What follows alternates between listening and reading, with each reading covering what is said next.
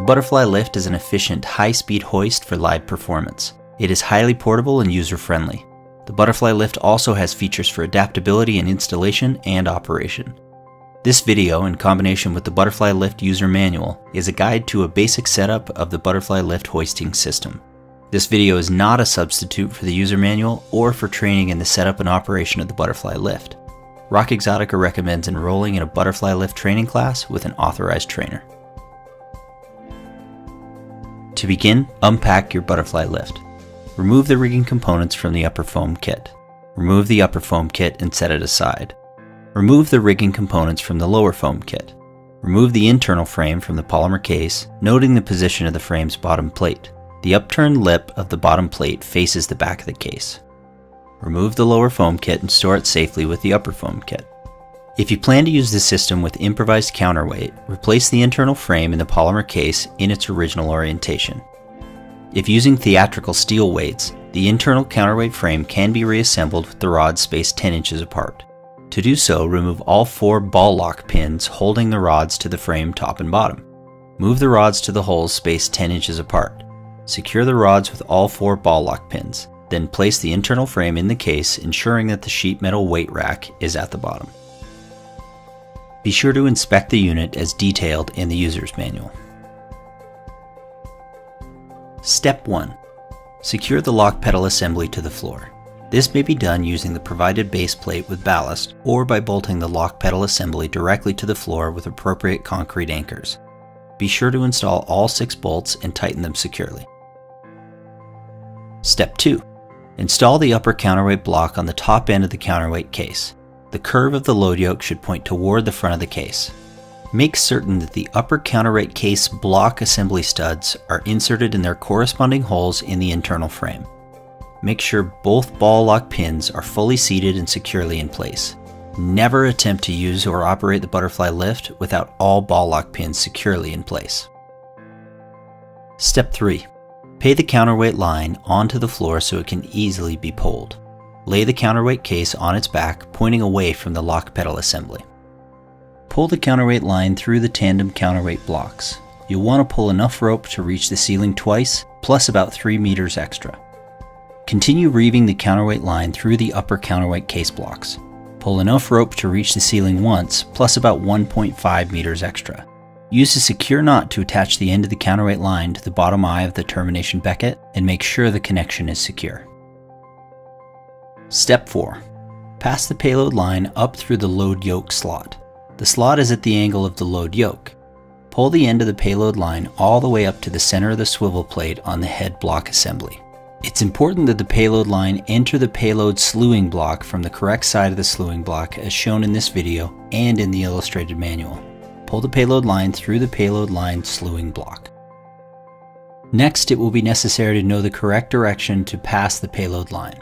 Depending on the relative positions of the head block assembly and performer pulley, the payload line will need to pass on either side of the termination becket attachment, or pass through the center of the termination becket's upper eye. Pass the payload line in the proper direction past the counterweight line and termination becket. Pull enough rope to reach the payload loft block from the head block assembly. Pass the payload line through the payload loft block and terminate it with an appropriate knot, splice, or connector. At this point, it's a good idea to attach a temporary retrieval line to the end of the payload line. Take a moment to check the system for correct setup up to this point. Step 5. Feed the lower end of the counterweight line into the lock pedal assembly as shown. Feed the counterweight line underneath the internal cam, through the pedal lock assembly, reeve it under the opposite pulley, and upward through the opening in the top of the lock pedal assembly. First raise the head block assembly and attach it securely to the overhead structure.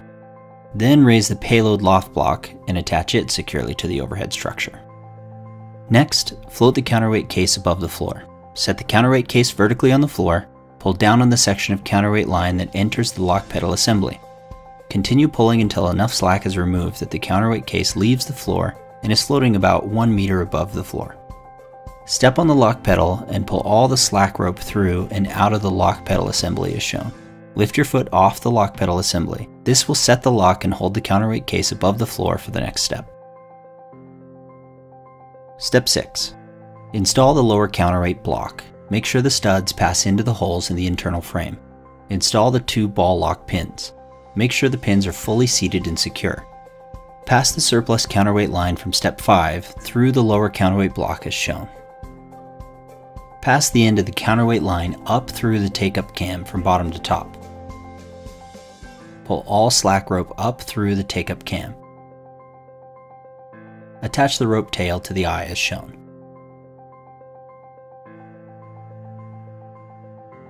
Make sure the system is straight and has the appropriate ballast for operation.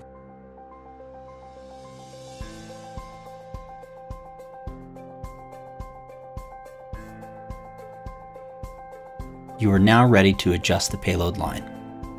Step 7. Pull the payload line toward the lock pedal assembly until the payload line termination reaches the payload loft block. Next, tie a stopper knot in the payload line just below the load yoke. An alpine butterfly or inline 8 that are properly tied and tightened are examples of knots that may be used for this purpose. Other knots may be used if dressed correctly. For security, attach the loop of the knot back to the standing part of the rope with a carabiner or quick link. This is a preliminary adjustment of the payload line. In actual operation, you may wish to adjust the position of the stopper knot to allow the payload line to reach lower. You are now ready to load counterweight and operate the system. If using sandbags or other forms of loose weight, be sure to use the provided fabric restraint. This will help restrain the weights when the counterweight case is opened. After loading and securing the counterweight, close and latch the counterweight case. Next, preset the counterweight case by pulling on the counterweight line. The lock pedal must first be depressed. Depending on the weight, you may need assistance presetting the counterweight case. Methods of raising the counterweight case include having an assistant help pull the counterweight line directly, having an assistant pull down on the temporary retrieval line below the payload loft block, or taking advantage of the butterfly lift's unique pedal lock to ratchet the counterweight case upward by alternately pulling and locking. This will allow you to more comfortably pull. When the counterweight case is fully raised, lock it in position by lifting your foot and allowing the lock pedal to lock the counterweight line. Next, use the temporary retrieval rope to pull the payload line down. Attach a weight or apparatus to the payload line. Make sure the attachment is secure. The system is now ready for operation. If desired, you may retract the payload line from the lock pedal end and secure it to an eye on the lock pedal base. For more videos on the butterfly lift and in this series, follow Rock Exotica on YouTube.